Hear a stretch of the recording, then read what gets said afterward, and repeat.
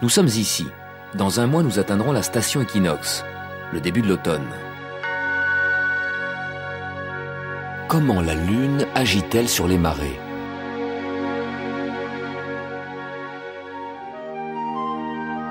Chaque mois, les plus fortes marées sont déclenchées quand Lune, Terre, Soleil sont alignés, comme par exemple à la nouvelle Lune. Lors de ces alignements, les forces d'attraction de la Lune et du Soleil agissent dans la même direction, s'additionnent et provoquent les plus grandes marées de chaque mois.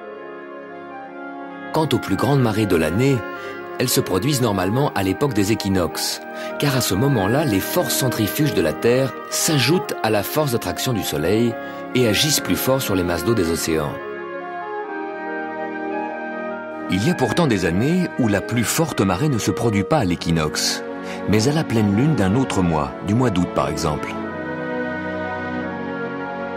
À cause d'un facteur que l'on oublie souvent, la distance de la Lune. L'orbite de la Lune est une ellipse. Parfois la Lune est loin, parfois elle est proche. Plus elle est proche, plus la marée est forte.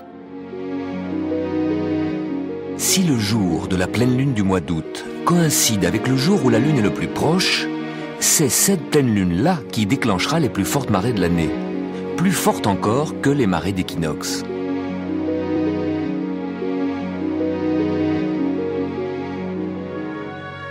Les soirs d'été, d'année en année, la grande planète Jupiter se lève de plus en plus tard, en l'an 2000 après minuit.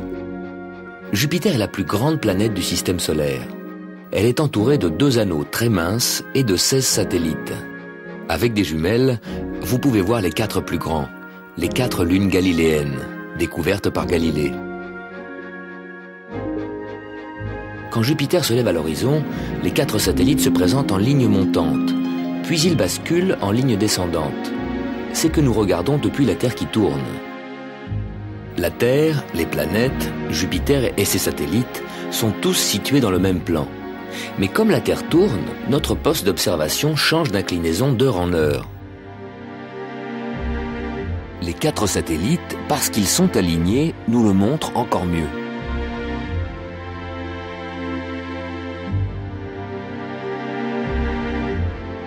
Tant que Jupiter se trouve devant la constellation du Capricorne, on peut le voir tout l'été.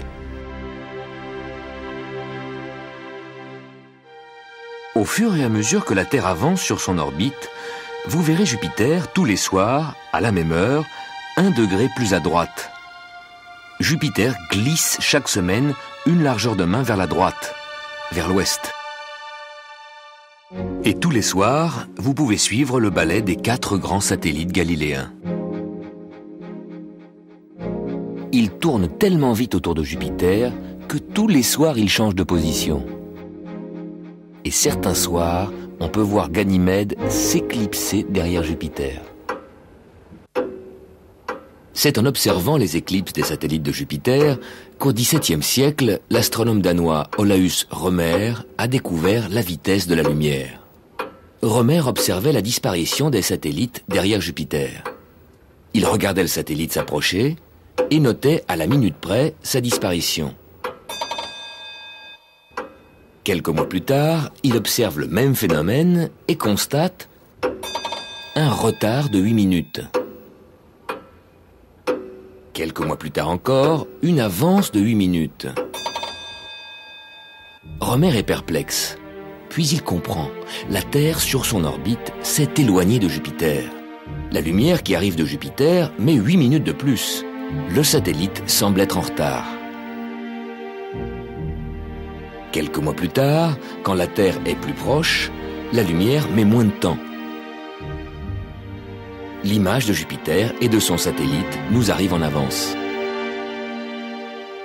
Rømer avait découvert que la lumière n'est pas instantanée, qu'elle met du temps pour voyager. Avec vos jumelles, ne ratez pas les 4 grands satellites de Jupiter. Ils sont déployés au plus large, sauf Io qui est très près de la planète. Io, le satellite le plus proche de Jupiter, tourne autour de la grande planète en moins de 2 jours, alors que notre Lune met 28 jours pour faire le tour de la Terre. Io est l'astre le plus coloré du système solaire. Il est le seul astre, en dehors de la Terre, où on a pu voir des éruptions volcaniques. C'est le soufre éjecté par les volcans qui prend des couleurs différentes lorsqu'il se refroidit sur la surface de Io, où il fait 140 degrés en dessous de zéro.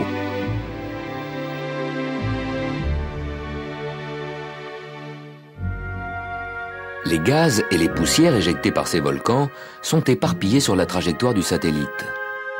Chargés d'électricité, ces particules modifient le rayonnement des ondes radio que Jupiter émet dans l'espace.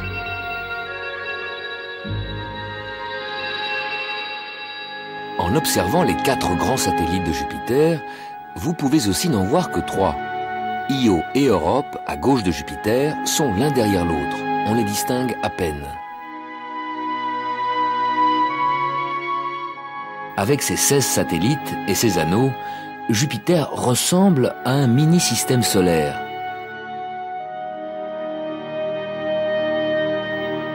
Son influence s'étend bien plus loin.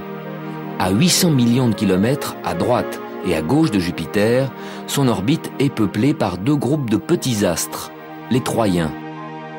Ces 2 groupes d'astéroïdes flottent dans l'espace à des endroits bien précis, là où il y a un équilibre entre les forces gravitationnelles. Les Troyens forment avec Jupiter et le Soleil des triangles parfaits qui tournent autour du Soleil à la même vitesse que Jupiter, en 12 ans, 12 fois plus lentement que la Terre.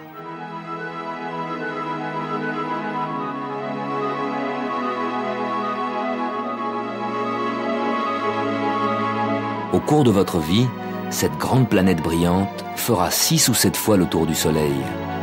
Quand vous voyez Jupiter briller dans le ciel, pensez-y.